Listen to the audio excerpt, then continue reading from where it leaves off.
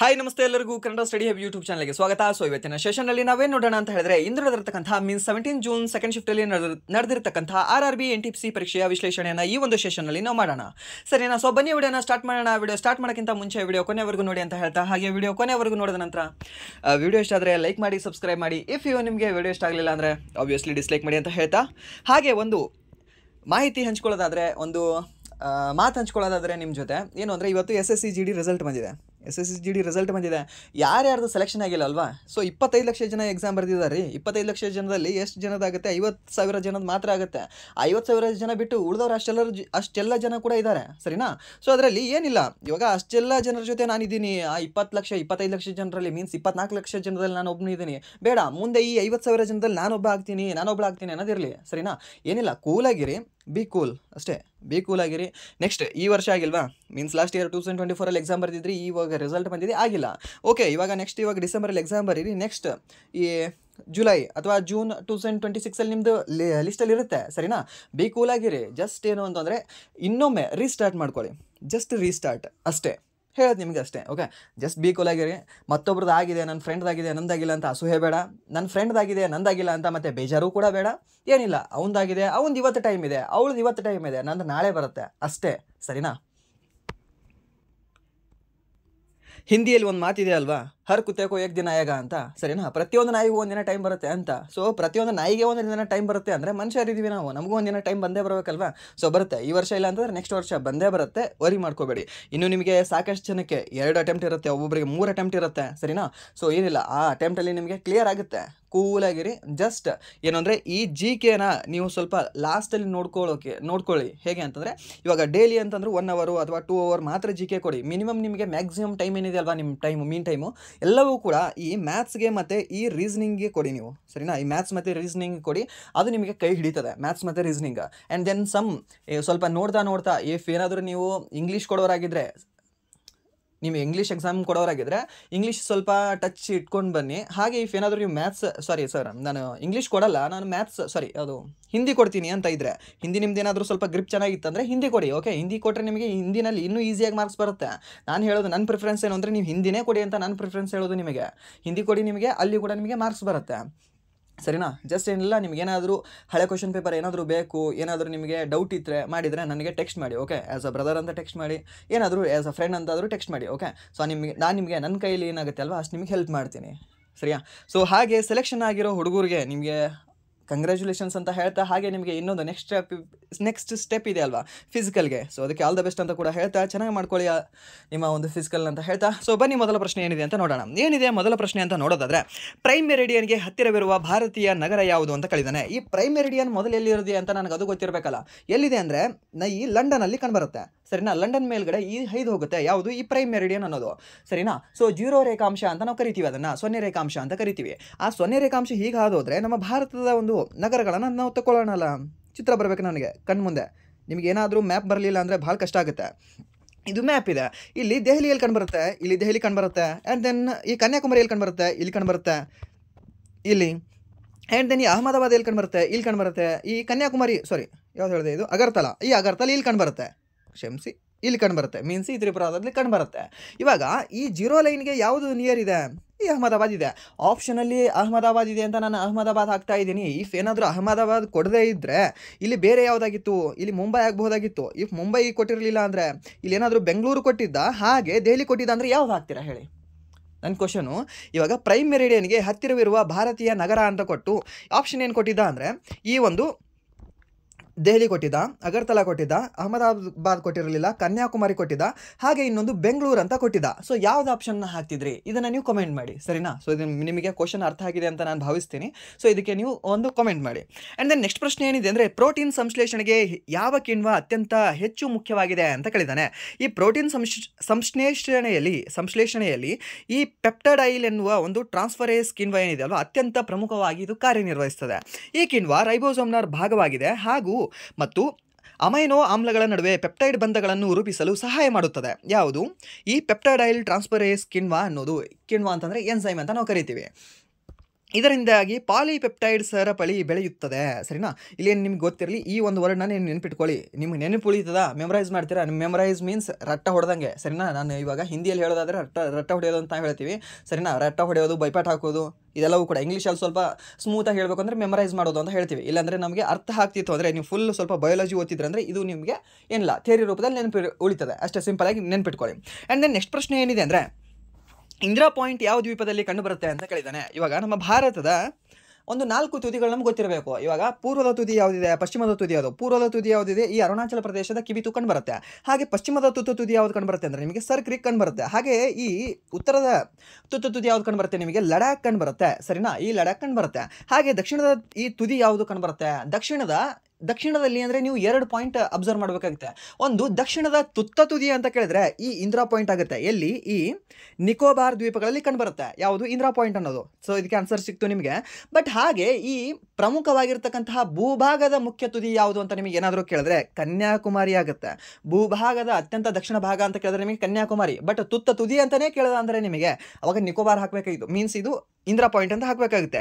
ಈ ಇಂದಿರಾ ಪಾಯಿಂಟ್ಗೆ ಇನ್ನೊಂದು ಹೆಸರಿನಿಂದ ಕೂಡ ನಾವು ಕರಿತೀವಿ. ಏನಂತ ಅಂದರೆ ಪಿಗ್ಮಿಲಿಯನ್ ಪಾಯಿಂಟ್ ಅಂತ ಕರಿತೀವಿ. ನೆನ್ಪಿಟ್ಕೊಳ್ಳಿ. ಹಾಗೆ ಉತ್ತರದ ಸರ್ ಲಡಾಖ್ ಅಂತ ಹೇಳಿದ್ರೆ ಇನ್ನೊಂದು ಅಂತೀವಲ್ವಾ, ಇಂದ್ರಾಕೋಲ್ ಅಂತೀವಿ. ಹೌದು ಸರ್, ಇಂದ್ರಾಕೋಲ್ ಕೂಡ ಅಂತೀವಿ ನಾವು. ಯಾವುದನ್ನ? ಉತ್ತರದ ತುದಿಯನ್ನು ನಾವು ಇಂದ್ರಾಕೋಲ್ ಅಂತ ಕರಿತೀವಿ. ಅದು ಕೂಡ ನಿಮಗೆ ಗೊತ್ತಿರಲಿ. ಹಾಗೆ ನೆಕ್ಸ್ಟ್ ಪ್ರಶ್ನೆ ಏನಿದೆ ಅಂದರೆ, ಇತ್ತೀಚೆಗೆ ಯಾವ ಸಂಸ್ಥೆ ಭಾರತೀಯ ಮೀನುಗಾರರಿಗೆ ಸಹಾಯ ಮಾಡಿದೆ ಅಂತ ಕೇಳಿದ್ದಾನೆ. ಈ ಭಾರತೀಯ ಮೀನುಗಾರರಿಗೆ ಯುರೋಪಿಯನ್ ಒಕ್ಕೂಟ, ಈ ಯುರೋಪಿಯನ್ ಯೂನಿಯನ್ ಏನಿದೆ ಅಲ್ವಾ, ಅದು ಸಹಾಯ ಮಾಡಿದೆ. ಭಾರತ ಮತ್ತು ಈ ಯುರೋಪಿಯನ್ ಯೂನಿಯನ್ ಕಡಲ ಭದ್ರತಾ ಸಂವಾದದ ಅಡಿಯಲ್ಲಿ ಕಡಲ ಭದ್ರತೆ, ಅಕ್ರಮ ಮೀನುಗಾರಿಕೆ ತಡೆಗಟ್ಟುವಿಕೆ, ಪ್ರಾದೇಶಿಕ ಸಾಮರ್ಥ್ಯ ಅಭಿವೃದ್ಧಿ ಮತ್ತು ಸಾಮರ್ಥ್ಯ ನಿರ್ಮಾಣದಂತಹ ಚಟುವಟಿಕೆಗಳಲ್ಲಿ ಸಹಕಾರವನ್ನು ಹೆಚ್ಚಿಸಲು ಎರಡೂ ಕಡೆಯವರು ಒಪ್ಪಿಕೊಂಡಿದ್ದಾರೆ. ಮೀನ್ಸ್ ನಮ್ಮ ಭಾರತ ಮತ್ತು ಈ ಯುರೋಪಿಯನ್ ಯೂನಿಯನ್ ಇದೆ ಅಲ್ವಾ, ಇವೆರಡೂ ಕೂಡ ಇದಕ್ಕೆ ಹೆಲ್ಪ್ ಮಾಡಿದ್ದಾವೆ ಅಂತ ನಾವು ಹೇಳ್ಬೋದು. ಹಾಗೆ ನೆಕ್ಸ್ಟ್ ಪ್ರಶ್ನೆ ಏನಿದೆ ಅಂದರೆ, 2025ರಲ್ಲಿ ಮ್ಯಾಕ್ ವರ್ಸ್ಟಪ್ಪೆನ್ ಯುನೈಟೆಡ್ ಸ್ಟೇಟ್ಸ್ ಗ್ರ್ಯಾಂಡ್ ಪ್ರಿಕ್ಸ್ ರೇಸ್ನಲ್ಲಿ ಒಂದು ಅವಾರ್ಡನ್ನು ಗೆದ್ದಿದ್ದರು. ಈ ರೇಸ್ ಎಲ್ಲಿ ನಡೆಯಿತು ಅಂತ ಕೇಳಿದ್ದಾನೆ. ಸರಿನಾ? ಈ ಒಂದು ರೇಸ್ ಏನಿದೆ ಅಲ್ವಾ, 2025ರ United States Grand Prix race ಟೆಕ್ಸಾಸ್ನ ಆಸ್ಟಿನ್ನಲ್ಲಿರುವ ಸರ್ಕ್ಯೂಟ್ ಆಫ್ ದಿ ಅಮೆರಿಕಾಸ್ ಕೋಟಾನಲ್ಲಿ ನಡೆದಿದೆ ಅಂತ ಹೇಳಿದ್ದಾರೆ. ಸರಿನಾ? ಇದು ಗೊತ್ತಿರಲಿ, ಇದು ಕೂಡ ನಿಮಗೆ ಕೇಳ್ಬೋದು. ಈ ಕ್ವಶನ್ ಹೇಗೆ ಅಂದರೆ, ನಿಮಗೆ ಬೇರೆ ಎಕ್ಸಾಮಲ್ಲಿ ಕೂಡ ಕೇಳೋಂತಹ ಪ್ರಶ್ನೆ ಆಗಿದೆ ಇದು. ಇದರಲ್ಲಿ ನಿಮಗೆ ಗೆದ್ದವ್ರು ಯಾರು ಅಂತ ನಿಮಗೆ ಕೇಳಬಹುದು. ಸರಿನಾ? ಸೊ ಅದನ್ನು ನೋಡ್ಕೊಳ್ಳಿ ನೀವು, ಇವ್ರ ಹೆಸರನ್ನು. ಆ್ಯಂಡ್ ದೆನ್ ನೆಕ್ಸ್ಟ್ ಪ್ರಶ್ನೆ ಏನಿದೆ ಅಂದರೆ, ಕಂಪ್ಯೂಟರ್ನಲ್ಲಿ ಮಾರ್ಜಿನ್ ಸೆಟ್ಟಿಂಗ್ಗಳನ್ನು ಯಾವುದಕ್ಕಾಗಿ ಬಳಸಲಾಗುತ್ತದೆ ಅಂತ ಕೇಳಿದ್ದಾನೆ. ಇವಾಗ ಮಾರ್ಜಿನ್ ಸೆಟ್ಟಿಂಗ್ಗಳನ್ನು ಯಾಕೆ ಬಳಸಲಾಗ್ತದೆ? ಯಾಕೆ ಅಂದರೆ, ಈ ಕಂಪ್ಯೂಟರ್ನಲ್ಲಿ ಮುದ್ರಿಸುವಾಗ ಮೀನ್ಸ್ ಪ್ರಿಂಟ್ ಮಾಡುವಾಗ ಡಾಕ್ಯುಮೆಂಟ್ನ ವಿಷಯದ ಸುತ್ತಲಿನ ಖಾಲಿ ಜಾಗವನ್ನು ವ್ಯಾಖ್ಯಾನಿಸಲು ಈ ಮಾರ್ಜಿನ್ ಸೆಟ್ಟಿಂಗ್ಗಳನ್ನು ಬಳಸಲಾಗುತ್ತದೆ. ಸರಿನಾ? ಸೊ ಅಲ್ಲಿ ಆಪ್ಷನ್ ನೋಡಿದ್ರೆ ನೀವು ಹೇಳ್ಬೋದು ಅಷ್ಟೇ. ಆ್ಯಂಡ್ ದೆನ್ ನೆಕ್ಸ್ಟ್ ಪ್ರಶ್ನೆ ಏನಿದೆ ಅಂದರೆ, ರಾಜಸ್ಥಾನಕ್ಕೆ ಹೋಲಿಸಿದರೆ ಕೇರಳದಲ್ಲಿ ರಸ್ತೆ ಸಾಂದ್ರತೆ ಏಕೆ ಹೆಚ್ಚು ಅಂತ ಕೇಳಿದ್ದಾನೆ. ಯಾಕೆ ಅಂದರೆ ಕೇರಳವು ಕಡಿಮೆ ವಿಸ್ತೀರ್ಣ ಹೊಂದಿದೆ, ಆದರೆ ಹೆಚ್ಚಿನ ಜನಸಂಖ್ಯಾ ಸಾಂದ್ರತೆಯನ್ನು ಹೊಂದಿದೆ. ಕಡಿಮೆ ಜನಸಂಖ್ಯೆ ಮೀನ್ಸ್ ಕಡಿಮೆ ವಿಸ್ತೀರ್ಣ ಇದೆ ಇದು ಕೇರಳದಲ್ಲಿ. ಹಾಗೆ ಜನಸಂಖ್ಯೆ ಎಷ್ಟಿದೆ ಅಂದರೆ ಜಾಸ್ತಿ ಇದೆ. ಸೊ ಅದಕ್ಕೆ ಜನಸಂಖ್ಯೆ ಸಾಂದ್ರತೆ ಜಾಸ್ತಿ ಇರೋದ್ರಿಂದ ಇಲ್ಲಿ ರಸ್ತೆ ಸಾಂದ್ರತೆ ಕೂಡ ಜಾಸ್ತಿ ಕಂಡುಬರುತ್ತೆ. ಬಟ್ ರಾಜಸ್ಥಾನದಲ್ಲಿ ಹಾಗಿಲ್ಲ. ರಾಜಸ್ಥಾನದಲ್ಲಿ ನಿಮಗೆ ಏನು ಕಂಡುಬರುತ್ತೆ, ಈ ಜನ ಕಡಿಮೆ ಕಂಡುಬರ್ತಾರೆ. ಸರಿನಾ? ಜನ ಕಡಿಮೆ ಕಂಡುಬರ್ತಾರೆ, ಬಟ್ ಅಲ್ಲಿ ವಿಸ್ತೀರ್ಣ ಏನಿದೆ ಅಂದರೆ ಜಾಸ್ತಿ ಕಂಡುಬರುತ್ತೆ. ಸೊ ಅದಕ್ಕೆ ಏನಾಗುತ್ತೆ, ಅಲ್ಲಿ ರಾಜಸ್ಥಾನದಲ್ಲಿ ರಸ್ತೆ ಸಾಂದ್ರತೆ ಕಡಿಮೆ ಕಂಡುಬರುತ್ತೆ ನಮಗೆ. ಸರಿನಾ? ಇದು ಗೊತ್ತಿರಲಿ ನಿಮಗೆ. ಆ್ಯಂಡ್ ದೆನ್ ನೆಕ್ಸ್ಟ್ ಪ್ರಶ್ನೆ ಏನಿದೆ ಅಂದರೆ, ರಾಷ್ಟ್ರಪತಿಗಳು ಯಾರ ಸಲಹೆಯ ಮೇರೆಗೆ ನಿರ್ಧಾರಗಳನ್ನು ತೆಗೆದುಕೊಳ್ಳುತ್ತಾರೆ ಅಂತ ಹೇಳಿದ್ದಾರೆ. ಈ 74ನೇ ವಿಧಿಯಲ್ಲಿ ಏನು ಹೇಳುತ್ತೆ, ಕೌನ್ಸಿಲ್ ಆಫ್ ಮಿನಿಸ್ಟರ್ ಬಗ್ಗೆ ಹೇಳುತ್ತೆ. ಆ ಕೌನ್ಸಿಲ್ ಆಫ್ ಮಿನಿಸ್ಟ್ರಿಗಳು ಏನು ಮಾಡ್ತಾರೆ, ಸಲಹೆಯನ್ನು ಕೊಡ್ತಾರೆ. ಯಾರಿಗೆ? ಈ ರಾಷ್ಟ್ರಪತಿಗಳಿಗೆ. ಈ ರಾಷ್ಟ್ರಪತಿಗಳಿಗೆ ಅದು ಏನಾದರೂ ಸಲಹೆಯು ಇಷ್ಟ ಆಗಲಿಲ್ಲ ಅಂದರೆ ಎಷ್ಟು ಬಾರಿ ಮರು ಪರಿಶೀಲನೆಗೆ ಕಳಿಸಬಹುದು ಅಂತ ಕೇಳಿದ್ರೆ ಒಂದೇ ಒಂದು ಬಾರಿ. ಎಷ್ಟನೇ ತಿದ್ದುಪಡಿಯ ಮೂಲಕ ತಂದಿದ್ದಾರೆ ಈ ಒಂದು ಬಾರಿ ಅಂದರೆ 44ನೇ ತಿದ್ದುಪಡಿಯ ಮೂಲಕ. ಇದಕ್ಕಿಂತ ಮುಂಚೆ ಒಂದು ಬಾರಿಯೂ ಅವ್ರು ಕಳಿಸಾಗಿರಲಿಲ್ಲ. ಇವ್ರು ಏನು ಬೇಕಾದ ಹೇಳಿ ಹ್ಞೂ ಅನ್ಬೇಕಾಗಿತ್ತು, ಸೈನ್ ಹಾಕಬೇಕಾಗಿತ್ತು, ಕಳಿಸ್ಬೇಕಾಗಿತ್ತು ಅಷ್ಟೇ. ಸರಿನಾ? ಇವಾಗ ಏನಾಗಿದೆ, ಒಂದು ಬಾರಿ ಪರಿಶೀಲನೆಗೆ ಇವ್ರು ಕಳಿಸ್ಬೋದಾಗಿದೆ. ಯಾರು? ರಾಷ್ಟ್ರಪತಿಗಳು. ಆ್ಯಂಡ್ ದೆನ್ ನೆಕ್ಸ್ಟ್ ಪ್ರಶ್ನೆ ಏನಿದೆ ಅಂದರೆ, ಮುಖ್ಯ ನ್ಯಾಯಾಧೀಶರು ಎಷ್ಟು ವರ್ಷಗಳವರೆಗೆ ಶಿಕ್ಷೆಯನ್ನು ವಿಧಿಸಬಹುದು ಅಂತ ಕೇಳಿದ್ದಾನೆ. ಇವಾಗ ಯಾರೋ ಒಬ್ಬರು ಆರೋಪಿ, ಆ ಆರೋಪಿಗೆ ಎಷ್ಟು ವರ್ಷ ಈ ಶಿಕ್ಷೆಯನ್ನು ವಿಧಿಸಬಹುದು ಮುಖ್ಯ ನ್ಯಾಯಮೂರ್ತಿಗಳು, ಸುಪ್ರೀಂ ಕೋರ್ಟ್ದು ಅಥವಾ ಹೈಕೋರ್ಟ್ದು ಅಂತ ಕೇಳಿದ್ದಾನೆ. ಸೊ ಅದಕ್ಕೆ ಯಾವುದೇ ಒಂದು ಗರಿಷ್ಠ ಅವಧಿ ಇಲ್ಲ. ನಾನು ಸಾಯೋವರೆಗೂ ಕೂಡ, ಓಕೆ, ಸೊ ನಾನು ಸಾಯೋವರೆಗೂ, ನಾನೇನಾದರೂ ತಪ್ಪು ಮಾಡಿದೆ ಅಂದರೆ ನನಗೆ ಸಾಯೋವರೆಗೂ ಕೂಡ ಕೋರ್ಟಲ್ಲಿ ಮೀನ್ಸ್ ಅವರು ಶಿಕ್ಷೆ ಕೊಡ್ಬೋದು. ಮೀನ್ಸ್ ಜೈಲಲ್ಲೇ ಇರು ನೀನು ಅಂತ. ಸರಿನಾ? ಇಲ್ಲ ಅಂತಂದ್ರೆ ನನಗೆ ಈ ನೇಣಗಂಬಕ್ಕೂ ಕೂಡ ಏರಿಸಬಹುದು. ಬಟ್ ಅಲ್ಲಿ ಯಾವುದೇ ಕೂಡ ಲಿಮಿಟ್ ಇಲ್ಲ. ನೀನು 1 ವರ್ಷ ಕೊಡಬೇಕು, 2 ವರ್ಷ ಕೊಡಬೇಕು ಅಂತ ಲಿಮಿಟ್ ಇಲ್ಲ. ಬಟ್ ಏನು ಅಂದರೆ ಅವರ ಒಂದು ಅವಧಿ ಏನಿರುತ್ತಲ್ವ, 65 ವರ್ಷಗಳ ಅವಧಿ, ಆ 65 ವರ್ಷಗಳ ಅವಧಿವರೆಗೆ ಅವರು ಈ ಪ್ರಕರಣಗಳನ್ನು ಆಲಿಸಬಹುದು. ಆಲಿಸಿ ಅವ್ರಿಗೆ ಎಷ್ಟು ಎಷ್ಟು ಆ ಒಂದು ಪ್ರಕರಣಕ್ಕೆ ತಕ್ಕ ಹಾಗೆ ಅವ್ರ ಮನಸ್ಸಿಗೆ ಹೇಳ್ತದಲ್ವಾ, ಮೀನ್ಸ್ ಕಾನೂನಿನಲ್ಲಿ ಹೇಳ್ತದಲ್ವಾ, ಆ ಒಂದು ರೀತಿಯಲ್ಲಿ ಅವರು ಶಿಕ್ಷೆಗಳನ್ನು ಕೊಡ್ತಾರೆ. ಅದಕ್ಕೆ 1 ವರ್ಷ 10 ವರ್ಷ 100 ವರ್ಷ ಅಂತ ಇಲ್ಲ, ಸರಿನಾ. ಸೊ ನೀವು ಕೆಲವೊಂದು ಪ್ರಕರಣಗಳನ್ನು ನೋಡಿರ್ಬೋದು 140 ವರ್ಷ, ಹೀಗೆ ಮೇ ಬಿ ಅದು US ಮತ್ತು ಫ್ರಾನ್ಸಲ್ಲಿ 130 ವರ್ಷ ಹೀಗೆಲ್ಲವೂ ಕೂಡ ಶಿಕ್ಷೆಯನ್ನು ಕೊಟ್ಟಿದ್ದಾರೆ. ಬಟ್ ಅವರು ಅಲ್ಲಿವರೆಗೂ ಬದುಕೋದೇ ಇಲ್ಲ, ಸರಿನಾ. ಬಟ್ ಆದರೂ ಕೂಡ ಕೆಲವೊಂದು ಪ್ರಕರಣಗಳು ಹೇಗೆ ಅಂದರೆ ಮಾಡೆಲ್ ಆಗಲಿ ಈ ರೀತಿ ಮಾಡಬಾರ್ದು ಅಂತ ಕೊಟ್ಟಿರ್ತಾರೆ. ಸೊ ಅದನ್ನು ಯಾಕೆಂದರೆ ಸ್ವಲ್ಪ ಹೈಲೈಟ್ ಆಗಬೇಕು, ಸ್ವಲ್ಪ ಫೋಕಸ್ ಆಗಬೇಕು ಅಂತ ಅವು ಕೂಡ ನೀವು ನೋಡ್ಕೊಳ್ಳಿ. ಆ್ಯಂಡ್ ದೆನ್ ನೆಕ್ಸ್ಟ್ ಪ್ರಶ್ನೆ ಏನಿದೆ ಅಂದರೆ, ಈ ಸಿಂಪ್ಲಿಶ್ ಔಷಧವನ್ನು ಯಾವುದರ ಚಿಕಿತ್ಸೆಯಲ್ಲಿ ಬಳಸಲಾಗುತ್ತದೆ ಅಂತ ಕೇಳಿದ್ದಾರೆ. ಈ ಸಿಂಪ್ಲಿಶ್ ಅಥವಾ ಈ ಸಿಫಿಲಿಸ್ ಎಂದು ಕರೆಯಲ್ಪಡುವ ಒಂದು ಲೈಂಗಿಕವಾಗಿ ಹರಡುವ ಸೋಂಕಿನ ಚಿಕಿತ್ಸೆಯಲ್ಲಿ ಈ ಸಿಂಪ್ಲಿಶ್ ಅಥವಾ ಸಿಫಿಲಿಸ್ ಔಷಧವನ್ನು ಬಳಸಲಾಗುತ್ತದೆ. ಇದರ ಮುಖ್ಯ ಚಿಕಿತ್ಸೆಯನ್ನು ಪೆನ್ಸಿಲಿನ್ ಮತ್ತು ಇತರ ಪ್ರತಿಜೀವಕಗಳೊಂದಿಗೆ ಮಾಡಲಾಗುತ್ತದೆ. ಯಾವುದು ಈ ಸಿಫಿಲಿಸ್ ಅನ್ನುವ ಔಷಧ, ಇದು ಎದಕ್ಕೆ ಬಳಸಲಾಗ್ತದೆ ಅಂತ ಕೇಳಿದ್ರೆ ಅಷ್ಟೇ ಗೊತ್ತಿರಲಿ, ಲೈಂಗಿಕವಾಗಿ ಹರಡುವ ಸೋಂಕಿನ ಒಂದು ಚಿಕಿತ್ಸೆಯಲ್ಲಿ ಇದನ್ನು ಬಳಸಲಾಗ್ತದೆ. ಯಾವುದನ್ನು ಸಿಫಿಲಿಸ್ ಅನ್ನುವ ಒಂದು ಔಷಧವನ್ನು. ಹಾಗೆ ನೆಕ್ಸ್ಟ್ ಪ್ರಶ್ನೆ ಏನಿದೆ ಅಂದರೆ, 2025ರಲ್ಲಿ ಜಾಗತಿಕ ಲಿಂಗ ಸೂಚ್ಯಂಕದಲ್ಲಿನ ಒಟ್ಟು ಶೇಕಡಾವಾರು ಕುಸಿತ ಎಷ್ಟು ಅಂತ ಕೇಳಿದ್ದಾನೆ. ಸೊ ಇದು ಪ್ರಶ್ನೆ ಕೇಳಿದ್ದಾರೆ ಅಂತ ಹೇಳಿದ್ದಾರೆ. ನನಗೆ ಯಾಕೋ ನಂಬಿಕೆ ಬರ್ತಾ ಇಲ್ಲ ಇದು ಪ್ರಶ್ನೆ. ಮೀನ್ಸ್ ಏನು, ಈ ಸೆಕೆಂಡ್ ಶಿಫ್ಟಲ್ಲಿ ಯಾರು ಎಕ್ಸಾಮ್ ಬರ್ತಿದಾರಲ್ವ ಅಲ್ಲಿ ನನಗೆ ಹೇಳಿರ್ತಕ್ಕಂಥ ಹುಡುಗರು ಮತ್ತು ಬೇರೆ ಸೋರ್ಸ್ಗಳಿಂದ ತೊಗೊಂಡಿರ್ತಕ್ಕಂಥ ಕ್ವಶನ್ ಇದು ಸೇಮ್ ಇದು ಬಂದಿದೆ ಅಂತ ಹೇಳಿದ್ದಾರೆ. ಇಫ್ ಏನಾದರೂ ಈ ಕ್ವಶನ್ ಬಂದಿದ್ರೆ ಇದು ಎಲ್ಲಿ 1 ವೀಕ್ ಜಸ್ಟ್ 1 ವೀಕ್ ಹಿಂದ್ಗಡೆ ಇದು ಕರೆಂಟ್ ಅಫೇರಲ್ಲಿ ಇತ್ತಿದ್ದು, 1 ವೀಕಿಂದ ಇದು ಕರೆಂಟ್ ಅಫೇರ್ ಇದು, ಸರಿನಾ. ಇವಾಗ ಈ ಜಾಗತಿಕ ಲಿಂಗ ಸೂಚ್ಯಂಕ ಏನಿದೆ ಅಲ್ಲ, ಇದು ಎಷ್ಟಿದೆ ನಮ್ಮ ಭಾರತದ ಅಂತ ನೋಡೋದಾದ್ರೆ ಪ್ರಸ್ತುತ 131ನೇ ಸ್ಥಾನಕ್ಕೆ ನಮ್ಮದು ಏರಿಕೆ ಆಗಿದೆ, 131ನೇ ಸ್ಥಾನಕ್ಕೆ ಇಳಿಕೆಯಾಗಿದೆ ಅಂತ ನಾವು ಹೇಳಬಹುದು, ಸರಿನಾ. 131ನೇ ಸ್ಥಾನದಲ್ಲಿ ನಮ್ಮದು ಈ ಜಾಗತಿಕ ಲಿಂಗ ಸೂಚ್ಯಂಕದಲ್ಲಿ ನಮ್ಮ ಭಾರತದ ಒಂದು ಇಂಡೆಕ್ಸ್ ಕಂಡು ಬರುತ್ತೆ. ಹಾಗೆ ಇದರದ ಅಂಕ ನೋಡಿದ್ರೆ 68.8 ಅಂಕ ಕೊಟ್ಟಿದ್ದಾರೆ. ಇವಾಗ ನಮಗೆ ಎಷ್ಟು ಅಂಕ ಕೊಟ್ಟಿದ್ದಾರೆ, ಈ 131 ನಮ್ಮ ಸ್ಥಾನ ಬರಬೇಕಂದ್ರೆ ಅಂಕಗಳು ಎಷ್ಟು ಸಿಕ್ಕಿದ್ವು ನಮಗೆ ನಮ್ಮ ಭಾರತಕ್ಕೆ ಅಂದರೆ 68.8% ಅನ್ನೋದು. ಸೊ ಹಾಗಾದರೆ ನೀವು ಈ 1 ವೀಕ್ ಹಿಂದ್ಗಡೆ ಯಾವ್ಯಾವ ಕರೆಂಟ್ ಅಫೇರ್ಸ್ ಇದಾವಲ್ವಾ, ನೀವು ಒಂದೇನು ಹೇಳೋದಾದರೆ ಟಿಲ್ ಟುಡೇ ಅಂತಲೇ ಹೇಳ್ಬೋದು ಅನಿಸುತ್ತೆ. ಯಾಕಂದರೆ ಮೇ ಬಿ ಕ್ವಶನ್ ಹೀಗೆ ಫ್ರೆಶ್ ಆಗಿ ತೆಗೆದು ಫ್ರೆಶ್ ಆಗಿ ಹಾಗೆ ಸರ್ಕ್ಯುಲೇಟ್ ಮಾಡ್ತಾ ಇದ್ದಾನೆ ಅನಿಸುತ್ತೆ.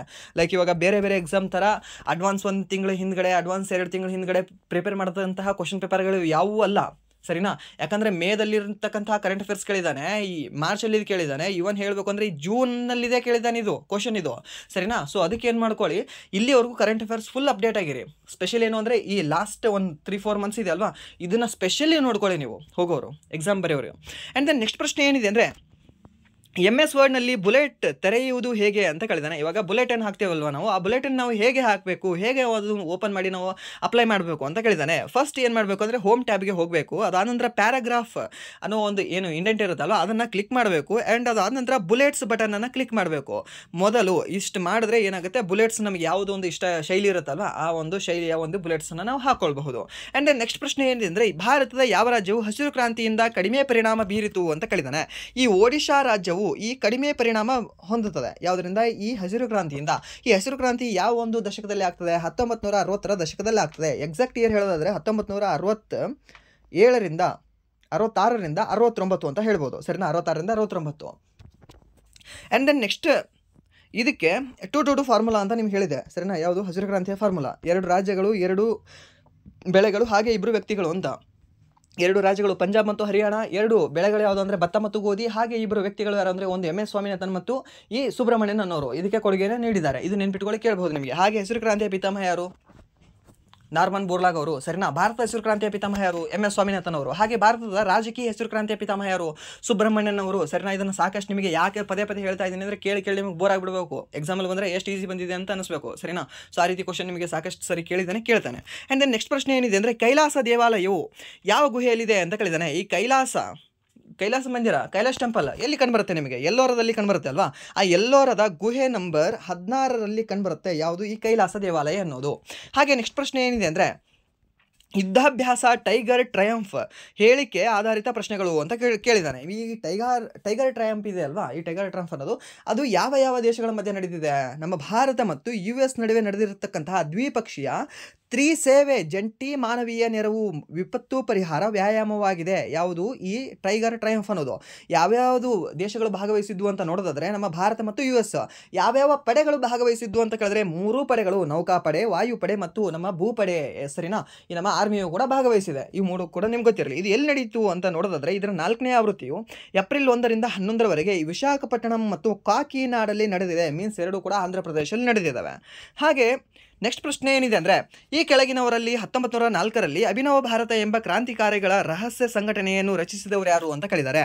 ಯಾರು ಅಂದರೆ ಈ ಅಭಿನವ ಭಾರತ ಎಂಬ ಒಂದು ಕ್ರಾಂತಿಕಾರಿ ಸಂಘಟನೆ, ಹಾಗೆ 1899ರಲ್ಲಿ ಈ ಮಿತ್ರ ಮೇಳ ಎಂಬ ಮಿತ್ರ ಮೇಳ ಎಂಬ ಸಂಘಟನೆಯನ್ನು ಈ ಎರಡನ್ನೂ ಕೂಡ ಸ್ಟಾರ್ಟ್ ಮಾಡಿದವರು ಒಬ್ಬರೇ, ಯಾರು? ವಿನಾಯಕ್ ದಾಮೋದರ್ ಸಾವರ್ಕರ್ನವರು, ಸರಿನಾ? ಸೊ ಇದು ಗೊತ್ತಿರೋ ನಿಮ್ಗೆ ಕೇಳ್ಬೋದು. ಈ ಕರ್ಜನ್ ವೈಲಿ ಹತ್ಯೆಗೆ ಅದಕ್ಕೆ ಬೆಂಬಲ ನೀಡಿದವರು ಯಾರು? ಅದಕ್ಕೆ ಮಾಡುವಂತ ಇದ್ರ ಪ್ರೋತ್ಸಾಹ ನೀಡಿದವರು ಯಾರು? ಇದೇ ವಿ ಡಿ ಸಾವರ್ಕರ್ ಅವರು. ಯಾರಿಗೆ ಪ್ರೋತ್ಸಾಹ ಮಾಡ್ತಾರೆ, ಯಾರಿಗೆ ಕೊಲ್ಲು ಅಂತ ಹೇಳ್ತಾರೆ ಅಂತ ನೋಡೋದಾದ್ರೆ ಈ ಮದನ್ ಲಾಲ್ ಡಿಂಗ್ರಾ ಅವರಿಗೆ ಹೇಳ್ತಾರೆ. ಅದು ಕೂಡ ನಿಮಗೆ ಹಳೆ ಶಿಫ್ಟಲ್ಲಿ ಮೀನ್ಸ್ ಲಾಸ್ಟ್ ಶಿಫ್ಟಲ್ಲಿ ಕೇಳಿದ್ದ, ಸರಿನಾ? ಅದು ಯಾವಾಗ ಅಂದರೆ 1909 ಜುಲೈ 1ನೇ ತಾರೀಕಿನಂದು ಅವರು ಹತ್ಯೆ ಮಾಡ್ತಾರೆ. ಯಾರು? ಮದನ್ ಲಾಲ್ ಡಿಂಗ್ರಾ ಅವರು ಈ ಸರ್ ಹಟ್ ಕರ್ಜನ್ ವೈಲಿಯನ್ನು ಕೊಲ್ತಾರೆ, ಸರಿನಾ? ಅದು ಗೊತ್ತಿರಲಿ ನಿಮಗೆ. ಎಲ್ಲಿ? ಲಂಡನ್ನಲ್ಲಿ. ಹಾಗೆ ಅವರಿಗೆ ಆಗಸ್ಟ್ 17, 1909ನಲ್ಲಿ 1909ರಲ್ಲಿ ಅವರಿಗೆ ಈ ನೇಣುಗಂಬ ಕೂಡ ಹಾಕ್ತಾರೆ. ಎಲ್ಲಿ? ಅದೇ ಒಂದು ಲಂಡನ್ನಲ್ಲಿ. ಆ್ಯಂಡ್ ದೆನ್ ನೆಕ್ಸ್ಟ್ ಪ್ರಶ್ನೆ ಏನಿದೆ ಅಂದರೆ, ದೇವಾಲಯದಲ್ಲಿ ಜನರು ಸೇರುವ ಸ್ಥಳಗಳನ್ನು ಅವುಗಳನ್ನು ಸಾಮಾನ್ಯವಾಗಿ ಏನೆಂದು ಕರೆಯಲಾಗುತ್ತದೆ ಅಂತ ಕೇಳಿದಾನೆ. ಇವಾಗ ದೇವ್ರು ಇರ್ತಾರೆ ರೀ, ಇಲ್ಲಿ ದೇವಸ್ಥಾನ ಇದೆ ಅಂತ ಅನ್ಕೊಳ್ಳಿ. ಓಕೆ, ಇಲ್ಲೊಂದು ಗರ್ಭಗುಡಿ ಇದೆ. ಈ ಗರ್ಭಗುಡಿ ಮೇಲೆ ನಿಮಗೆ ಇಲ್ಲಿ ಶಿಖರ ತೋರಿಸ್ಕೊಳ್ಳಿ. ಓಕೆ, ಸೊ ಇಲ್ಲಿ ಈ ಗರ್ಭಗುಡಿ ಇದೆ, ಇಲ್ಲಿ ದೇವರಿದ್ದಾರೆ, ಸರಿನಾ? ಇಲ್ಲೊಂದು ಲಿಂಗನ ತಗೊಳ್ಳಿ ನೀವು, ಇಲ್ಲಿ ದೇವರಿದ್ದಾರೆ ಅಂತ ಅನ್ಕೊಳ್ಳಿ, ಸರಿನಾ? ಇಲ್ಲಿ ದೇವರಿದ್ದಾರೆ. ನಾವೆಲ್ಲರೂ ಕೂಡ ಹೋಗಿ ಎಲ್ಲಿ ಸೇರ್ಕೊಂಡು ನಿಲ್ತೀವಿ? ಇಲ್ಲಿ ನಿಲ್ತೀವಿ ತಾನೆ? ಗರ್ಭಗುಡಿಯಲ್ಲಿ ಹೋಗ್ತೀವ ನಾವು? ಇಲ್ಲ, ಹೋಗಲ್ಲ, ಇಲ್ಲಿ ನಿಲ್ತೀವಿ, ಸರಿನಾ? ಇದಕ್ಕೆ ನಾವು ಏನಂತ ಕರಿತೀವಿ ಅಂದರೆ ಮಂಟಪ ಅಂತ ಕರಿತೀವಿ, ಸರಿನಾ? ಮಂಟಪದಲ್ಲಿ ನಾವೇನು ಮಾಡ್ತೀವಿ? ಜನರು ಸೇರ್ತೀವಿ. ಇದು ಗೊತ್ತಿರೋ ನಿಮಗೆ ಕೇಳಬಹುದು. ಹಾಗೆ ದಕ್ಷಿಣ ಭಾರತದ ದೇವಾಲಯಗಳ ಪ್ರವೇಶ ದ್ವಾರದಲ್ಲಿ ಗೋಪುರವು ಒಂದು ದೊಡ್ಡ ಅಲಂಕೃತ ಗೋಪುರವಾಗಿದೆ. ಸೊ ಈ ಗೋಪುರ ಅನ್ನೋದು ನಾರ್ಮಲ್ ಆಗಿ ಕಂಡುಬರೋದು ನಮ್ಮ ದಕ್ಷಿಣ ಭಾರತದ ದೇವಾಲಯಗಳಲ್ಲಿ. ಹಾಗೆ ದಕ್ಷಿಣ ಭಾರತದ ದೇವಾಲಯಗಳಲ್ಲಿ ವಿಮಾನವು ಗರ್ಭಗುಡಿಯ ಮೇಲಿರುವ ರಚನೆಯಾಗಿದೆ. ವಿಮಾನವು ಯಾವ ಒಂದು ಶೈಲಿಯಲ್ಲಿ ಕಂಡುಬರುತ್ತೆ ಅಂತ ಕೇಳ್ಬೋದು ನಿಮಗೆ. ಈ ದ್ರಾವಿಡ ಶೈಲಿಯಲ್ಲೇ ವಿಮಾನ ಕಂಡುಬರುತ್ತೆ ನಿಮಗೆ.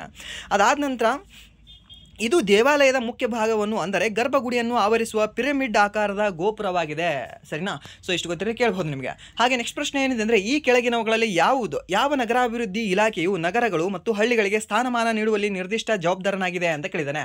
ಈ ರಾಜ್ಯ ಸರ್ಕಾರ ಏನಿದೆ ಅಲ್ವಾ, ಇದಕ್ಕೆಲ್ಲದೂ ಕೂಡ ಹೊಣೆಗಾರರ ಅದೇ ಆಗಿರುತ್ತದೆ. ಆ್ಯಂಡ್ ದೆನ್ ನೆಕ್ಸ್ಟ್ ಪ್ರಶ್ನೆ ಏನಿದೆ ಅಂದರೆ, ನೀತಿ ಆಯೋಗದ ಪ್ರಕಾರ 2022-23ರ ವೇಳೆಗೆ ಬಡತನದ ಅಂತರದಲ್ಲಿ ಎಷ್ಟು ವ್ಯತ್ಯಾಸಗಳಿದ್ದಾವೆ ಅಂತ ಕೇಳಿದ್ದಾನೆ. ಇವಾಗ 2013 ಮತ್ತು 2014ರಲ್ಲಿ ಎಷ್ಟಿತ್ತು, ಪ್ರೆಸೆಂಟ್ 2022-23ರಲ್ಲಿ ಎಷ್ಟಿತ್ತು ಅಂತ ಕೇಳಿದ್ದಾನೆ. ಸೊ ಅದಕ್ಕೆ ಸ್ವಲ್ಪ ವ್ಯತ್ಯಾಸ ಏನು ಅಂತ. ಅವಾಗ ಎಷ್ಟಿತ್ತು? 2013-14ರಲ್ಲಿ ಅಂದರೆ ಬಡತನ 29% ಇತ್ತು. ಬಟ್ ಈ 2022-23ರಲ್ಲಿ ಎಷ್ಟು ಪರ್ಸೆಂಟೇಜ್ ಆಗಿದೆ ಅಂದರೆ 11.28%ಕ್ಕೆ ಇಳಿದಿದೆ. ಬಟ್ ಇದ್ರ ವ್ಯತ್ಯಾಸ ಎಷ್ಟು ಕಂಡುಬರುತ್ತೆ?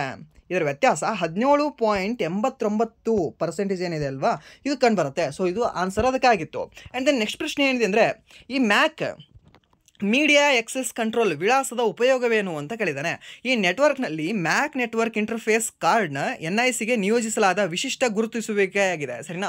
ಸೊ ಸ್ಪೆಸಿಫಿಕ್ ID ಅಂತ ನಾವು ಹೇಳ್ಬೋದು ಇದನ್ನು. ಹಾಗೆ ಇದು ನೆಟ್ವರ್ಕ್ನಲ್ಲಿರುವ ಪ್ರತಿಯೊಂದು ಸಾಧನವನ್ನು ಪ್ರತ್ಯೇಕಿಸುವ ಮತ್ತು ಡೇಟಾ ಪ್ಯಾಕೆಟ್ಗಳನ್ನು ಸರಿಯಾದ ಗಮ್ಯ ಸ್ಥಾನಕ್ಕೆ ರವಾನಿಸಲು ಸಹಾಯ ಮಾಡುವ ಹಾರ್ಡ್ವೇರ್ ವಿಳಾಸವಾಗಿದೆ. ಯಾವುದು? ಈ ಮ್ಯಾಕ್ ಅನ್ನೋದು, ಮೀಡಿಯಾ ಆಕ್ಸೆಸ್ ಕಂಟ್ರೋಲ್ ಅನ್ನೋದು. ಆ್ಯಂಡ್ ದೆನ್ ನೆಕ್ಸ್ಟ್ ಪ್ರಶ್ನೆ ಏನಿದೆ ಅಂದರೆ, ಈ ರಾಷ್ಟ್ರೀಯ ಉದ್ಯಾನವನಗಳಲ್ಲಿ ಯಾವುದು ರಾಜಸ್ಥಾನ ರಾಜ್ಯದಲ್ಲಿ ಕಂಡುಬರುತ್ತದೆ ಅಂತ ಕೇಳಿದ್ದಾನೆ. ಇವಾಗ ರಾಜಸ್ಥಾನ ರಾಜ್ಯದಲ್ಲಿ ಯಾವುದ್ಯಾವುದು ಇದಾವೆ ಅಂತ ನೋಡ್ಕೊಂಡು ಬಿಡೋಣ ಅಷ್ಟೇ. ಕೇವಲಾಡಿಯೋ ನ್ಯಾಷನಲ್ ಪಾರ್ಕು ರಾಜಸ್ಥಾನ, ರಣಥಂಬೋರ್ ರಾಜಸ್ಥಾನ, ಅದಾದ ನಂತರ ಮುಕುಂದ್ರ, ಸರಿನಾ? ಮುಕುರ್ತಿ ಅಲ್ಲ, ಮುಕುರ್ತಿ ನಿಮಗೆ ಕಂಡುಬರೋದು ಎಲ್ಲಿ ಅಂದರೆ ಈ ತಮಿಳುನಾಡಲ್ಲಿ ಕಂಡುಬರುತ್ತೆ, ಸರಿನಾ? ಮುಕುರ್ತಿಗೆ ಮತ್ತು ಮುಕುಂದ್ರ ನಡುವೆ ಕನ್ಫ್ಯೂಷನ್ ಬೇಡ. ಮುಕುರ್ತಿ ನ್ಯಾಷನಲ್ ಪಾರ್ಕು ನಿಮಗೆ ತಮಿಳುನಾಡಲ್ಲಿ, ಬಟ್ ಈ ಮುಕುಂದ್ರ ನ್ಯಾಷನಲ್ ಪಾರ್ಕ್ ಎಲ್ಲಿ ಕಂಡುಬರುತ್ತೆ ಅಂದರೆ ನಿಮಗೆ ಈ ಒಂದು ರಾಜಸ್ಥಾನದಲ್ಲಿ ಕಂಡುಬರುತ್ತೆ. ಹಾಗೆ ಮರುಭೂಮಿ ಡೆಸರ್ಟ್ ನ್ಯಾಷನಲ್ ಪಾರ್ಕ್ ಅಂತ ನಾವು ಕರಿತೀವಿ, ಇದು ಎಲ್ಲಿ ಕಂಡುಬರುತ್ತೆ ಅಂದರೆ ಇದೇ ಒಂದು ರಾಜಸ್ಥಾನದಲ್ಲಿ ಕಂಡುಬರುತ್ತೆ. ಹಾಗೆ ಕೋಲ್ಡ್ ಡೆಸರ್ಟ್ ನ್ಯಾಷನಲ್ ಪಾರ್ಕ್ ಎಲ್ಲಿ ಕಂಡುಬರುತ್ತೆ ಹೇಳ್ಬೋದಾ ನೀವು? ಕೋಲ್ಡ್ ಡೆಸರ್ಟ್ ನ್ಯಾಷನಲ್ ಪಾರ್ಕ್ ಯಾವ ಒಂದು ರಾಜ್ಯದಲ್ಲಿ ಕಂಡುಬರುತ್ತೆ? Option A Ladakh, option B ನಿಮಗೆ Himachal Pradesh. And then next ಪ್ರಶ್ನೆ ಏನಿದೆ ಅಂದರೆ, 43B ವಿಧಿ ಯಾವುದಕ್ಕೆ ಸಂಬಂಧಿಸಿದೆ ಅಂತ ಕೇಳಿದ್ದಾನೆ. ಸೊ ಇದು ಕೂಡ ರಿಪೀಟೆಡ್ ಆಗಿರ್ತಕ್ಕಂಥ ಪ್ರಶ್ನೆ. ಯಾವುದಕ್ಕೆ? ಸಹಕಾರಿ ಸಂಘಗಳ ಬಗ್ಗೆ ಹೇಳ್ತದೆ. ಯಾವುದು? 43B ಅನ್ನೋದು, ಸರಿನಾ? ಈ 43B ಅನ್ನೋದು ಸಹಕಾರಿ ಸಂಘಗಳ ಬಗ್ಗೆ ಹೇಳ್ತದೆ. ಈ ಸಹಕಾರಿ ಸಂಘಗಳ ಬಗ್ಗೆ ಕ್ವಶನ್ ಕೇಳ್ತಾ ಇದ್ದಾನೆ. ಸಹಕಾರಿ ಸಂಘಗಳು ನಮ್ಮ ಭಾರತ ಸಂವಿಧಾನಕ್ಕೆ ಎಷ್ಟನೇ ತಿದ್ದುಪಡಿಯ ಮೂಲಕ ಸೇರ್ಪಡೆಯಾಯಿತು? 97ನೇ ತಿದ್ದುಪಡಿ ಮುಖಾಂತರ 2011ರಲ್ಲಿ ಸೇರ್ಪಡೆಯಾಯಿತು, ಸರಿನಾ? ಇದು ಯಾವ ಒಂದು ಭಾಗದಲ್ಲಿ ಸೇರ್ಪಡೆಯಾಯಿತು ಅಂದರೆ 9B ಭಾಗದಲ್ಲಿ ಈ ಸಹಕಾರಿ ಸಂಘಗಳ ಬಗ್ಗೆ ಮಾಹಿತಿಯನ್ನು ಒದಗಿಸಿದೆ. ಹಾಗೆ ಇದೇ 43B ಅನ್ನು ಕೂಡ ಈ DPSPಯಲ್ಲಿ ಸೇರ್ಪಡೆ ಮಾಡಲಾಗಿದೆ, ಸರಿನಾ? ಇಷ್ಟು ಗೊತ್ತಿರೋ ನಿಮಗೆ ಕೇಳಬಹುದು. ಅದಾದ ನಂತರ ನೆಕ್ಸ್ಟ್ ಪ್ರಶ್ನೆ ಏನಿದೆ ಅಂದರೆ, ಈ 2025ರ ಪ್ರವಾಸೋದ್ಯಮ ದಿನದ ಥೀಮ್ ಏನು ಅಂತ ಕೇಳಿದ್ದಾನೆ. ಸರ್, ಪ್ರವಾಸೋದ್ಯಮ ದಿನ ಸೆಪ್ಟೆಂಬರಲ್ಲಿ ಲಾಸ್ಟ್ ಅಲ್ವಾ? ಇವಾಗ ಏನು ಬಂದಿದೆ? ಇನ್ನು ಮುಂದಿದೆ ಅಲ್ವಾ ಸರ್? ಹೌದು, ಅದು ಅಂತಾರಾಷ್ಟ್ರೀಯ ಪ್ರವಾಸೋದ್ಯಮ ದಿನ ನಿಮಗೆ ಹೇಳೋದು ಸೆಪ್ಟೆಂಬರಲ್ಲಿ, ಸರಿನಾ? ಈ ಸೆಪ್ಟೆಂಬರ್ 27ಕ್ಕೆ ಕಂಡುಬರುತ್ತೆ. ಬಟ್ ನಮ್ಮ ರಾಷ್ಟ್ರೀಯ ಪ್ರವಾಸೋದ್ಯಮ ದಿನ ನಾವು ಯಾವಾಗ ಆಚರಣೆ ಮಾಡ್ತೀವಿ ಅಂದರೆ ಪ್ರತಿ ವರ್ಷ ಜನವರಿ 25ರಂದು ಆಚರಣೆ ಮಾಡ್ತೀವಿ. ಮೀನ್ಸ್ ಇಲ್ಲಿ ಎರಡು ಗೊತ್ತಿರಲಿ ನಿಮಗೆ. ಒಂದು ನಮ್ಮ ರಾಷ್ಟ್ರೀಯ ಪ್ರವಾಸೋದ್ಯಮ ದಿನ ಯಾವಾಗ ಅಂದರೆ ಈ ಜನವರಿ 25ರಂದು, ಸರಿನಾ? ವೋಟರ್ಸ್ ದಿನದಂದೇ ಇಲ್ಲಿ ಪ್ರವಾಸೋದ್ಯಮ ಅಂತ ನಾವು ಹೇಳ್ಬೋದು, ಅವತ್ತಿನ ದಿನನೇ. ಹಾಗೆ ಇಂಟರ್ನ್ಯಾಷನಲ್ ಈ ಪ್ರವಾಸೋದ್ಯಮ ದಿನ ಯಾವಾಗ ಅಂದರೆ ನಿಮಗೆ ಈ ಸೆಪ್ಟೆಂಬರ್ 27 ಅಂತ ಕಂಡುಬರುತ್ತೆ. ಇದು ಗೊತ್ತಿರೋ ನಿಮಗೆ ಕೇಳ್ಬೋದು. ಅದರದ್ದು ಒಂದು ಥೀಮ್ ಏನಾಗಿತ್ತು ಅಂದರೆ ಪ್ರತಿ ವರ್ಷ ಮೀನ್ಸ್ ಅಂತರ್ಗತ ಬೆಳವಣಿಗೆಗಾಗಿ ಪ್ರವಾಸೋದ್ಯಮ ಅಂತ ಇತ್ತು, ಸರಿನಾ? ಟೂರಿಸಂ ಫಾರ್ ಇನ್ಕ್ಲೂಸಿವ್ ಗ್ರೋತ್ ಅಂತ ಅದರದ್ದು ಒಂದು ಥೀಮ್ ಆಗಿತ್ತು. ನೆನ್ಪಿಟ್ಕೊಳ್ಳಿ, ಕೇಳ್ಬೋದು ಇದನ್ನು ಕೂಡ ನಿಮಗೆ. ಹಾಗೆ ಇಲ್ಲಿ ನೋಡ್ಕೊಳ್ಳಿ, ಸೆಪ್ಟೆಂಬರ್ 27. ಓಕೆ, ಇದು ಏನಾಗಿದೆ ಅಂದರೆ ವಿಶ್ವ ಪ್ರವಾಸೋದ್ಯಮ ದಿನವನ್ನು ನಾವು ಸೆಪ್ಟೆಂಬರ್ 27 ಆಚರಣೆ ಮಾಡ್ತೀವಿ. ಹಾಗೆ ನೆಕ್ಸ್ಟ್ ಪ್ರಶ್ನೆ ಏನಿದೆ ಅಂದರೆ ಮಾಲಿನ್ಯವನ್ನು ಕಡಿಮೆ ಮಾಡಲು ಯಾವ ಕೇಂದ್ರಾಡಳಿತ ಪ್ರದೇಶದಲ್ಲಿ ವಾಹನ EV 2.0 ನೀತಿಯನ್ನು ಜಾರಿಗೆ ತರಲಾಗಿದೆ ಅಂತ ಕೇಳಿದಾನೆ. ಅತಿ ಹೆಚ್ಚು ಮಾಲಿನ್ಯ ಎಲ್ಲಿ ಕಂಡುಬರುತ್ತೆ ಸರ್? ಬೆಂಗಳೂರು ಸರ್. ಅಲ್ಲ ಸರ್, ಬೆಂಗಳೂರಿಗಿಂತ ಇನ್ನೂ ಸ್ವಲ್ಪ ಜಾಸ್ತಿ ಕಂಡುಬರುತ್ತೆ. ಯಾವುದು ಅಂದರೆ ದೆಹಲಿಯಲ್ಲಿ, ಸರಿನಾ? ಅಲ್ಲಿ ಏನು ಮಾಡಲಾಗಿದೆ, ಈ EV 2.0 ನೀತಿಯನ್ನು ತರಲಾಗಿದೆ, ಎಲ್ಲಿ? ದೆಹಲಿಯಲ್ಲಿ. ಹಾಗೆ ನೆಕ್ಸ್ಟ್ ಪ್ರಶ್ನೆ ಏನಿದೆ ಅಂದರೆ ಮಣಿಪುರದ ಧೈರ್ಯಶಾಲಿ ರಾಣಿ ಗ್ಲೈಡಿಯೋನ್ಗೆ ರಾಣಿ ಎಂಬ ಬಿರುದನ್ನು ನೀಡಿದವರು ಯಾರು ಅಂತ ಕೇಳಿದ್ದಾರೆ, ಸರಿನಾ? ಈ ಗ್ಲೈಡಿನ್ಯೂ ಅನ್ನೋ ಒಬ್ಬ ಮಹಿಳೆಗೆ ಈ ಯಾವ ರಾಜ್ಯದವರು? ಮಣಿಪುರ ರಾಜ್ಯದವರು. ಅವರಿಗೆ ರಾಣಿ ಎಂಬ ಒಂದು ಬಿರುದನ್ನು ನೀಡ್ತಾರೆ. ಯಾರು ಅಂದರೆ ಈ ಜವಾಹರ್ಲಾಲ್ ನೆಹರು ಅವರು, ನಮ್ಮ ಭಾರತದ ಮೊಟ್ಟ ಮೊದಲ ಪ್ರಧಾನಿಯಾಗಿರ್ತಕ್ಕಂತಹ ಜವಾಹರ್ಲಾಲ್ ನೆಹರು ಅನ್ನೋರು ಈ ರಾಣಿ ಎಂಬ ಒಂದು ಬಿರುದನ್ನು ನೀಡ್ತಾರೆ. ಹಾಗೆ ರಾಜಾರಾಮ್ ಮೋಹನ್ ರಾಯ್ ಅವರಿಗೆ ರಾಜ ಎಂಬ ಬಿರುದನ್ನು ಯಾರು ನೀಡಿದ್ದಾರೆ? ಹೌದಾ ಸರ್, ನೀಡಿದಾರಾ? ಹೌದು, ನೀಡಿದ್ದಾರೆ. ಯಾರು ಅಂದರೆ ಈ 2ನೇ ಅಕ್ಬರ್ ಅಂತ ಕಂಡುಬರ್ತಾರೆ. ಆ 2ನೇ ಅಕ್ಬರ್ ಅವರು ಅವರಿಗೆ ರಾಜ ಎಂಬ ಒಂದು ಬಿರುದನ್ನು ನೀಡಿದ್ದಾರೆ. ನೆನ್ಪಿಟ್ಕೊಳ್ಳಿ, ಕೇಳ್ಬೋದು ನಿಮಗೆ. 2ನೇ ಅಕ್ಬರ್ ಸತ್ತ ನಂತರ ಈ ಮೊಘಲ್ ದೊರೆ ಯಾರು? 2ನೇ ಬಹದ್ದೂರ್ ಶಾ, ಸರಿನಾ? ಅದು ಗೊತ್ತಿರಲಿ ನಿಮಗೆ. ಆ್ಯಂಡ್ ದೆನ್ ನೆಕ್ಸ್ಟ್ ಪ್ರಶ್ನೆ ಏನಿದೆ ಅಂದರೆ what is the full form of CMOS ಅಂತ ಕೇಳಿದ್ದಾನೆ. ಈ ಕಾಂಪ್ಲಿಮೆಂಟರಿ ಮೆಟಲ್ ಆಕ್ಸೈಡ್ ಸೆಮಿಕಂಡಕ್ಟರ್ ಅಂತ ನಾವು ಹೇಳ್ಬೋದು. ಯಾವುದನ್ನ? ಈ CMOS ಫುಲ್ ಫಾರ್ಮ್ ಏನು ಅಂದರೆ ಕಾಂಪ್ಲಿಮೆಂಟರಿ ಮೆಟಲ್ ಆಕ್ಸೈಡ್ ಸೆಮಿಕಂಡಕ್ಟರ್ ಅಂತ. ಆ್ಯಂಡ್ ದೆನ್ ನೆಕ್ಸ್ಟ್ ಪ್ರಶ್ನೆ ಏನಿದೆ ಅಂದರೆ ಅಶೋಕ ಮತ್ತು ಬಿಂದುಸಾರರ ನಡುವಿನ ಸಂಬಂಧವೇನು? ಅಪ್ಪ ಮಗ ಸಂಬಂಧ ಅಷ್ಟೇ. ಇವಾಗ ತಂದೆ ಯಾರು? ಜಸ್ಟ್ ಇಲ್ಲಿ ನೋಡ್ಕೊಳ್ಳಿ, ಸರಿನಾ? ಇವಾಗ ಚಂದ್ರಗುಪ್ತ ಮೌರ್ಯ, ಕ್ಷಮಿಸಿ, ಚಂದ್ರಗುಪ್ತ ಮೌರ್ಯ. ಈ ಚಂದ್ರಗುಪ್ತ ಮೌರ್ಯನ ಮಗ ಯಾರು? ಈ ಬಿಂದುಸಾರ. ಬಿಂಬಸಾರ ಅಲ್ಲ, ಬಿಂದುಸಾರ. ಬಿಂಬಸಾರ ಅನ್ನೋನು ಈ ಹರ್ಯಂಕ ಮನೆತನದ ಸ್ಥಾಪಕ, ಸರಿನಾ? ಈ ಅಜಾತಶತ್ರುವಿನ ತಂದೆ. ಬಟ್ ಇಲ್ಲಿ ಬರೋನು ಬಿಂದುಸಾರ, ಸರಿನಾ? ಬಿಂದುಸಾರ ಇದ್ದಾನೆ. ಈ ಬಿಂದುಸಾರನ ಮಗ ಯಾರು ಅಂದರೆ ಅಶೋಕ. ಅಶೋಕನ ಮಗ ಯಾರು ಅಂದರೆ ನಿಮಗೆ ಈ ಮಹೇಂದ್ರ ಅಂತ ಕಂಡುಬರ್ತಾನೆ. ಇನ್ನೊಬ್ಬ ಮಗ ಯಾರು ಅಂದರೆ ಕುಲುನ್ ಅಂತ ಕಂಡುಬರ್ತಾನೆ, ಸರಿನಾ? ಈ ಕುಲುನನ ಮಗ ಈ ದಶರಥ ಮೌರ್ಯ ಅಂತ ಕಂಡುಬರ್ತಾರೆ. ಮೀನ್ಸ್ ಈ ಅಶೋಕನಿಗೂ ದಶರಥನಿಗೂ ಹೇಗೆ ಒಂದು ಸಂಬಂಧ ಅಂತ ಕೇಳಿದ್ರೆ ಸರ್ ಮಗ ಅಂತ ಹೇಳೋಕ್ಕಾಗಲ್ಲ. ಯಾಕಂದರೆ ಅಶೋಕ ನಂತರ ಬಂದವನು ಯಾರು ಅಂದರೆ ದೊರೆ ಇದೇ ದಶರಥ ಮೌರ್ಯ. ಬಟ್ ಅವನ ಮಗ ಅಂತ ಹೇಳ್ತೀವಾ? ಇಲ್ಲ, ಅವನು ಮೊಮ್ಮಗ ಅವನು, ಸರಿನಾ? ಗೊತ್ತಿರಲಿ ನಿಮಗೆ, ಕೇಳಬಹುದು ಇದನ್ನು ಕೂಡ ನಿಮಗೆ ಪ್ರಶ್ನೆ. ಆ್ಯಂಡ್ ದೆನ್ ನೆಕ್ಸ್ಟ್ ಪ್ರಶ್ನೆ ಏನಿದೆ ಅಂದರೆ ಭಾರತ ಇನ್ನೊಂದು ಇವರು 3 ಜನ ಅಪ್ಪ ಮಕ್ಕಳದ್ದು ಇವ್ರು ಹೇಳಬೇಕು ಏನು. ಈ ಚಂದ್ರಗುಪ್ತ ಮೌರ್ಯ ಯಾವ ಧರ್ಮಕ್ಕೆ ಸೇರಿದವರು? ಜೈನ ಧರ್ಮಕ್ಕೆ ಸೇರಿದವರು. ಹಾಗೆ ಈತನ ಮಗನಾಗಿರ್ತಕ್ಕಂಥ ಬಿಂದುಸಾರ ಯಾವ ಧರ್ಮಕ್ಕೆ ಸೇರಿದವರು? ಅಜೀವಕ ಧರ್ಮಕ್ಕೆ ಸೇರಿದವರು. ಅದು ಆನಂತರ ಈ ಯಾರು? ಅಶೋಕ ಯಾವ ಧರ್ಮಕ್ಕೆ ಸೇರಿದವರು? ಇವರು ಬೌದ್ಧ ಧರ್ಮಕ್ಕೆ ಸೇರಿದವರು. ಇವ್ರ ಮಕ್ಕಳು ಮುಂದೆ ಇವರು ಕೂಡ ಬೌದ್ಧ ಧರ್ಮಕ್ಕೆ ಸೇರಿದವರು, ಮಕ್ಕಳು ಮೊಮ್ಮಕ್ಕಳು, ಸರಿನಾ? ಅಷ್ಟು ಗೊತ್ತಿರಲಿ ನಿಮಗೆ. ಆ್ಯಂಡ್ ದೆನ್ ನೆಕ್ಸ್ಟ್ ಪ್ರಶ್ನೆ ಏನಿದೆ ಅಂದರೆ ಭಾರತದ ಪ್ರಸ್ತುತ ಲೋಕ್ಪಾಲ್ ಅಧ್ಯಕ್ಷರು ಯಾರು ಅಂತ ಕೇಳಿದ್ದಾರೆ. ಲಾಸ್ಟ್ ಒಂದು ಸೆಷನಲ್ಲಿ ಏನು ಕೇಳಿದ್ರು ಅಂದರೆ ಲೋಕ್ಪಾಲ್ ಆ್ಯಕ್ಟ್ ಯಾವಾಗ ಪಾಸ್ ಆಯಿತು ಅಂತ ಕೇಳಿದ್ರು. 2013ರಲ್ಲಿ ಪಾಸ್ ಆಗುತ್ತೆ, 2014ರಲ್ಲಿ ಅದು ಆ್ಯಕ್ಟಿಗೆ ಬರುತ್ತೆ, ಸರಿನಾ? ಸೊ ಇಲ್ಲಿ ಏನು ಕೇಳಿದ್ದಾನೆ, ಪ್ರಸ್ತುತ ಲೋಕ್ಪಾಲ್ ಅಧ್ಯಕ್ಷರು ಯಾರಾಗಿದ್ದಾರೆ ಅಂತ ಕೇಳಿದ್ದಾನೆ. ಯಾರಾಗಿದ್ದಾರೆ ಅಂದರೆ ಅಜಯ್ ಮಾಣಿಕ್ ರಾವ್ ಖಾನ್ವಿಲ್ಕರ್ ಅವರು ಆಗಿದ್ದಾರೆ. ಇವರು 2024ರಲ್ಲಿ ನೇಮಕ ಆಗ್ತಾರೆ. ಸೊ ಅದಕ್ಕೆ ಇದು ಕೂಡ ಕರೆಂಟ್ ಅಫೇರ್ಸಲ್ಲಿ ಕೇಳಿದ್ದಾನೆ. ಇನ್ನೊಂದು ಏನು ಅಂದರೆ ಇದು ಆಲ್ರೆಡಿ ಟಾಪಿಕ್ ಮೇಲೆ ಕ್ವಶನ್ನ ಪಿಕ್ ಮಾಡ್ತಾ ಇದ್ದಾನೆ ಅಂತಲೇ ಇದನ್ನು ಕೇಳಿದ್ದಾನೆ. ಇವಾಗ NHRC ಬಗ್ಗೆ ನೀವು ನೋಡಿರ್ಬೋದು. NHRC ಮೇಲೆ ಒಂದು 3 ಕ್ವಶನ್ 4 ಕ್ವಶನ್ ಕೇಳಿ ಹೋದ, ಸರಿನಾ? ಕೋಳಿ ಅಲ್ಲದು ಕೇಳಿ ಹೋದ. ಅದಾದ ನಂತರ ಇವಾಗ ಇದ್ರ ಮೇಲೆ ಕೇಳ್ತಾ ಇದ್ದಾನೆ, ಲೋಕ್ಪಾಲ್ ಮೇಲೆ, ಸರಿನಾ? ಸೊ ಇವಾಗ ಈ ಲೋಕ್ಪಾಲ್ ಹುದ್ದೆಯನ್ನು ಯಾವ ಒಂದು ದೇಶದಿಂದ ಎರವಲು ಪಡ್ಕೊಂಡು ಬಂದ್ರು ಅಂತ ನಿಮ್ಗೆ ಕೇಳ್ಬೋದು, ಸರಿನಾ? ಸೊ ಅದಾದ ನಂತರ ಒಮ್ಮಂಡ್ಸ್ಮನ್ ಮತ್ತು ಈ ಲೋಕ್ಪಾಲ್ ಅನ್ನುವ ಹುದ್ದೆ ಎರಡೂ ಕೂಡ ಇದ್ರೆ ನಿಮ್ಗೆ ಈಕ್ವಲ್ ಇದೆಯಾ ಅಥವಾ ಇಲ್ಲ ಅಂತ ನಿಮಗೆ ಕೇಳ್ಬೋದು, ಸರಿನಾ? ಇದೆಲ್ಲಿ ಸ್ವೀಡನ್ನಿಂದ ತೊಗೊಂಡು ಬಂದ್ರ ಅಂತ ಕೇಳ್ಬೋದು. ಸೊ ಅದಕ್ಕೆಲ್ಲವೂ ಕೂಡ ನಿಮ್ಗೆ ಗೊತ್ತಿರಲಿ, ಸ್ವಲ್ಪ ನೋಡ್ಕೊಳ್ಳಿ ಅದನ್ನು. ಆ್ಯಂಡ್ ದೆನ್ ನೆಕ್ಸ್ಟ್ ಪ್ರಶ್ನೆ ಏನಿದೆ ಅಂದರೆ ಹರಿಶೇಣ ಯಾವ ರಾಜನ ಆಸ್ಥಾನ ಕವಿಯಾಗಿದ್ದನು ಅಂತ ಕೇಳಿದ್ದಾರೆ. ಹರಿಶೇಣ ಯಾರು? ನಮ್ಮ ಸಮುದ್ರಗುಪ್ತರ ಆಸ್ಥಾನದ ಕವಿ ಯಾರು ಅಂದರೆ ಈ ಹರಿಸೇನ ಅನ್ನೋರು, ಸರಿನಾ? ಈ ಪ್ರಯಾಗ ಪ್ರಶಸ್ತಿ ಎಂದು ಕರೆಯಲ್ಪಡುವ ಅಲಹಾಬಾದ ಸ್ತಂಭ ಶಾಸನವು ಹರಿಸೇನ ರಚಿಸಿದ 33 ಸಾಲುಗಳನ್ನು ಒಳಗೊಂಡಿದೆ, ಸರಿನಾ? ಎಷ್ಟು ಈ ಸಮುದ್ರಗುಪ್ತರ ಬಗ್ಗೆ ಈ ಅಲಹಾಬಾದ್ ಶಾಸನದಲ್ಲಿ ಎಷ್ಟು ಸಾಲುಗಳು ಒಳಗೊಂಡಿದೆ ಅಂತ ಕೇಳ್ಬೋದು ನಿಮಗೆ. 33 ಸಾಲುಗಳನ್ನು ಒಳಗೊಂಡಿದೆ, ಸರಿನಾ? ಎಕ್ಸಾಕ್ಟ್ ನಂಬರ್ ನೆನ್ಪಿಟ್ಕೊಳ್ಳಿ, 33 ನಂಬರೇ ಒಳಗೊಂಡಿದೆ, 33 ಸಾಲುಗಳನ್ನು. ಹಾಗೆ ಈ ಹರ್ಷವರ್ಧನ ಆಸ್ಥಾನ ಕವಿ ಯಾರು? ಬಾಣಭಟ್ಟ ಈ ಹರ್ಷವರ್ಧನ ಆಸ್ಥಾನದ ಕವಿಯಾಗಿದ್ದಾನೆ. ಹಾಗೆ ಈ ಚಾಂದ್ ಬರ್ದಾಯಿ ಪೃಥ್ವಿರಾಜ್ ರಾಸೋ ಏನಿದಾರಲ್ವಾ, ಈ ಚಾಂದ್ ಬರ್ದಾಯಿ ಅನ್ನೋರು ಈ ಪೃಥ್ವಿರಾಜ್ ಚೌಹಾಣ್ ಅವರ ಆಸ್ಥಾನದ ಕವಿಯಾಗಿದ್ದಾರೆ. ಈ ಚಾಂದ್ ಬರ್ದಯ್ಯ ಅವರು ಒಂದು ಪುಸ್ತಕ ಬರೆದಿದ್ದಾರೆ, ಪೃಥ್ವಿರಾಜ್ ರಾಸೋ ಅನ್ನೋದು. ಆ್ಯಂಡ್ ದೆನ್ ನೆಕ್ಸ್ಟ್ ಇನ್ನೊಂದು, ಈ ಯಶೋವರ್ಮನ ಆಸ್ಥಾನದ ಕವಿ ಯಾರು ಅಂದರೆ ಭವಭೂತಿ ಅಂತ ಕಂಡುಬರ್ತಾರೆ. ಈ ಕನೌಜ್ನ ರಾಜ ಯಶೋವರ್ಮನ ಒಂದು ಆಸ್ಥಾನದ ಕವಿ ಯಾರು ಅಂದರೆ ನಿಮಗೆ ಈ ಭವಭೂತಿ ಅನ್ನೋರು. ಸರಿನಾ, ಇದು ಗೊತ್ತಿರಲಿ ಕೇಳ್ಬೋದು ನಿಮಗೆ. ಹಾಗೆ ಇಮ್ಮಡಿ ಪುಲಿಕೇಶಿಯ ಒಂದು ಆಸ್ಥಾನದ ಕವಿ ಯಾರಾಗಿದ್ದರು? ನಮ್ಮ ರವಿಕೀರ್ತಿ ಅವರು ಆಗಿದ್ದರು. ಹಾಗೆ ನೆಕ್ಸ್ಟ್ ಪ್ರಶ್ನೆ ಏನಿದೆ ಅಂದರೆ CD ಫುಲ್ ಫಾರ್ಮ್ ಏನು ಅಂತ ಕೇಳಿದ್ದಾನೆ. CD ಫುಲ್ ಫಾರ್ಮ್ ಏನಾಗುತ್ತೆ? ಕಾಂಪ್ಯಾಕ್ಟ್ ಡಿಸ್ಕ್ ಅಂತ ಆಗುತ್ತೆ. ಅದಾದ ನಂತರ DVD ಫುಲ್ ಫಾರ್ಮ್ ಏನಾಗುತ್ತೆ ಅಂತ ನೀವು ಹೇಳಿ ಅದನ್ನು. ಆ್ಯಂಡ್ ದೆನ್ ನೆಕ್ಸ್ಟ್ ಪ್ರಶ್ನೆ ಏನಿದೆ ಅಂದರೆ ಮಹಿಳಾ IPL 2025 ವಿಜೇತ ಮುಂಬೈ ಇಂಡಿಯನ್ಸ್ ತಂಡದ ನಾಯಕಿ ಯಾರು ಅಂತ ಕೇಳಿದ್ದ. ಸರಿನಾ, ಸೊ ಈ ಒಂದು ಕ್ವಶನು 4th ಜೂನ್ ಅಲ್ವಾ, 4th ಜೂನಿಂದ ಸ್ಟಾರ್ಟ್ ಆಗಿದೆ ಅನ್ಸುತ್ತೆ RRB NTPC. ಆ ಒಂದು ಶಿಫ್ಟಲ್ಲಿ ಫಸ್ಟ್ ಕ್ವಶನೇ ಕೇಳಿದ ಅನ್ಸುತ್ತೆ ಇದನ್ನೇ. ಸರಿನಾ, ಅಲ್ಲಿ ಯಾವ ಒಂದು ತಂಡ ಗೆದ್ದಿತ್ತು ಅಂತ ಕೇಳಿದ. ಬಟ್ ಇವಾಗ ಏನು ಕೇಳಿದಾನೆ? ತಂಡದ ನಾಯಕಿ ಬಗ್ಗೆ ಕೇಳಿದಾನೆ. ಸೊ ತಂಡದ ನಾಯಕಿ ಅಂದರೆ ಏನಿಲ್ಲ, ಸಿಂಪಲ್ ಆಗಿ ಹರ್ಮನ್ಪ್ರೀತ್ ಕೌರ್ ಏನಿದಾರಲ್ವಾ, ಈ ಒಂದು ತಂಡದ ನಾಯಕಿಯಾಗಿದ್ದರು. ಮೀನ್ಸ್ ಮುಂಬೈ ತಂಡ ಗೆದ್ದಿದೆ, ಆ ಮುಂಬೈ ತಂಡದ ನಾಯಕಿ ಯಾರು ಅಂದರೆ ಹರ್ಮನ್ಪ್ರೀತ್ ಕೌರ್ ಅನ್ನೋರು. ಸರಿನಾ, ಹೋದ ವರ್ಷ ನಮ್ಮ RCB ಗೆದ್ದಿತ್ತು. RCB ತಂಡದ ನಾಯಕಿ ಯಾರು ಅಂದರೆ ಈ ಸ್ಮೃತಿ ಮಂದಾನ ಅವರು. ಹಾಗೆ ಅದಕ್ಕಿಂತ ಹಿಂದಿನ ವರ್ಷವೂ ಕೂಡ ಮೊದಲ ಆವೃತ್ತಿ WPL ಮೊದಲ ಆವೃತ್ತಿಯೂ ಕೂಡ ಗೆದ್ದವರು ಇದೇ ಹರ್ಮನ್ಪ್ರೀತ್ ಕೌರ್ ಅವರು. ಸೊ ಟೋಟಲಿ WPL ಅಲ್ಲಿ 2 ಒಂದು ಕಪ್ಗಳನ್ನು ಗೆದ್ದಿದ್ದಾರೆ. ಯಾರು? ಈ ಹರ್ಮನ್ಪ್ರೀತ್ ಕೌರ್ ಅನ್ನೋರು. ಹಾಗೆ ಈ 3 ಆವೃತ್ತಿಗಳಲ್ಲಿ ಫೈನಲ್ಗೆ ಬಂದು ಸೋತವ್ರು ಯಾರು ಅಂದರೆ ಡೆಲ್ಲಿ ಕ್ಯಾಪಿಟಲ್ಸ್. ಆ ಡೆಲ್ಲಿ ಕ್ಯಾಪಿಟಲ್ಸ್ ತಂಡದ ಈ ನಾಯಕಿ ಯಾರು ಅಂತ ನೋಡೋದಾದರೆ ಈ ಮೆಗ್ ಲ್ಯಾನಿಂಗ್ ಅಂತ ಕಂಡುಬರ್ತಾರೆ. ಈ ಮೆಗ್ ಲ್ಯಾನಿಂಗ್ ಯಾವ ದೇಶದವರು? ಆಸ್ಟ್ರೇಲಿಯಾ ದೇಶದವರು. ಸರಿನಾ, ಸೊ ಈ ಪಂದ್ಯ ಎಲ್ಲಿ ನಡೆದಿತ್ತು ಅಂತ ನೋಡೋದಾದರೆ ಇದು ಮುಂಬೈಯಲ್ಲೇ ನಡೆದಿತ್ತು. ಸರಿನಾ, ಇಷ್ಟು ಗೊತ್ತಿರೋ ನಿಮಗೆ ಕೇಳ್ಬೋದು.